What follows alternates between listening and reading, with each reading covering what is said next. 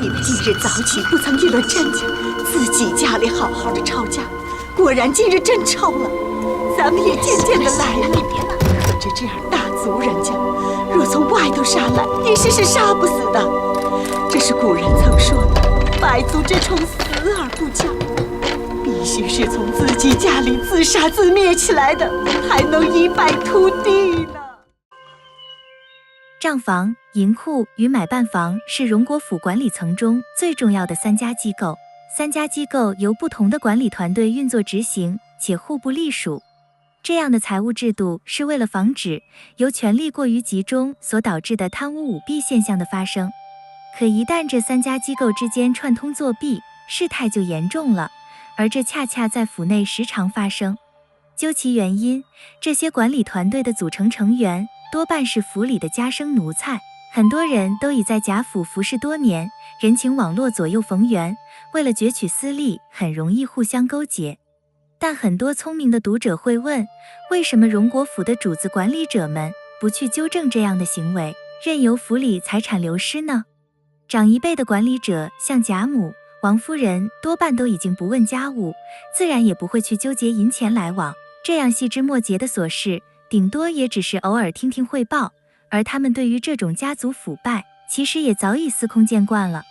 至于实际上负有监察责任的管理者贾琏与王熙凤，一方面他们还要仰赖这些人管理家务，不得不睁一只眼闭一只眼，另一方面他们自己也会参与到贪污舞弊中去，如何还会严格的要求别人？第44回里，贾琏就吩咐林之孝将本应自己支付的200两银子划入府里账上，分别填补开销遮掩过去，就是典型贪污的一例。可见主子管家都清楚其中的弊端，却不想解决，也无力解决。而王熙凤虽说在工作中确实精明能干，对自己经手的日常开支也能明察秋毫，她的勤勉也确实维持了荣国府很长一段时间的正常运作。但她自身对财富的贪婪，使得她也时常利用职权谋取私利。她不仅拿着月钱在外面放债牟利，书中还多次写道，她收受下人管家的彩礼，并为他们走后门的情形。这无疑加剧了府里的经济制度的漏洞，而其他年轻主子则更不会严加管理。像贾宝玉，一看到世事洞明皆学问、人情练达及文章的对联，就赶紧躲避，对仕途经济这一类的说辞更是厌恶至极。他在生活中则毫不关心经济生活，完全不识星等，连1块银子大概有多重也弄不清楚。有一次，林黛玉提醒他，荣国府里出去的多，进来的少，经济状况堪忧。他则回复说，凭他怎么不好，也少不了咱们2个的，一副事不关己的姿态。因此连王熙凤都说他不是这方面的材料，不能指望他。至于像贾强这种也不着调，在第16回里，贾强被派往江南采购，贾琏曾提醒过他，下江南采购东西，里头大有藏掖的，也就是大有可贪污舞弊的地方。但他只是占个领导的位置，并不懂如何讲价钱处理经济事务，也未必清楚那些买办中饱私囊的手段，更不会去认真监督防范。他自己只是将此次出差看作是充实自己钱袋的好机会。贾环则被王熙凤形容为燎毛的小冻猫子，只等有热灶火坑让他钻去，更是不中用。至于其他像贾芹、贾云这样的远房，他们还要靠着府里的接济来生活，就更不能指望他们去关心府里的经济危机了。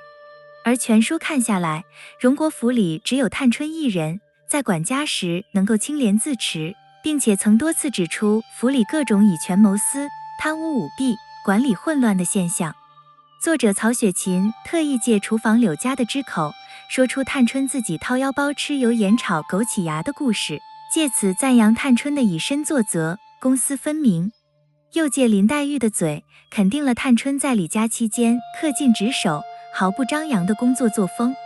而探春对制度的坚守，源于她对日常经济的细心观察，源自自身的学识修养，更来自她内心对公平正义的追求。但这样的人，在荣国府这样腐朽的大家族里，实在是非常稀有的。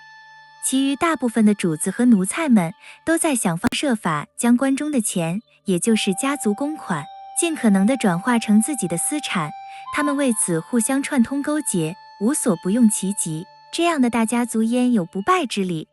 因此，在抄检大观园时，探春才悲愤地说出了下面一段话：你们别忙，自然连你们抄的日子有呢。你们今日早起不曾议论甄家，自己家里好好的抄家，果然今日真抄了。咱们也渐渐的来了。可知这样大族人家，若从外头杀来，一时是杀不死的。这是古人曾说的百足之虫，死而不僵，必须先从家里自杀自灭起来，才能一败涂地。说着，不觉流下泪来。